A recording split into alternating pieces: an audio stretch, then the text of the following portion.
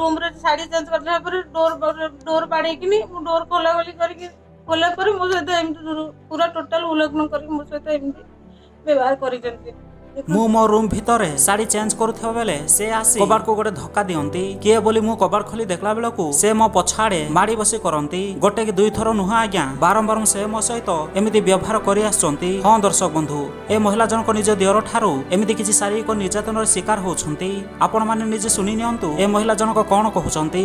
आसला पर मु रूम रे साड़ी चेंज करला पर डोर बाड़े कि डोर खोला खोली करके खोला पर मो सहित एमती पूरा टोटल उल्लंघन करके मो सहित एमती व्यवहार करिसेंती। ए महिला अभियोग अनुसार घरे किए नौतवा समय ए महिला दियर ए महिला पछाड़े माड़ी बसी करुछि। ए महिला जनक केते मना कले भी से दियर जनक ए महिला कथा किछि न शुणी ए महिला पूरा जोर जबरदस्ती करुछि। ए महिला जनक पानी गाधोई आसी ता रूम भीतर साड़ी चेंज करथिबा बेले ए महिला दियर कबाड़ को गोटे धक्का दे ए महिला पछाड़े माड़ी बसी करुछि। ए महिला जनक लोकमानंकु सब कहिदेबी बोली कहिले लोकमानंकु कहिले जीवन रो मारिदेबी बोली धमक देउछंती से दियर जनक। ए सबु नै ए महिला जनक एबे थानार द्वारस्थ होइछ। तेबे देखा बाकी रहा ए महिला जनक केबे न्याय मिलुछि आउ से दियरंकु पुलिस केबे अरेस्ट करुछि।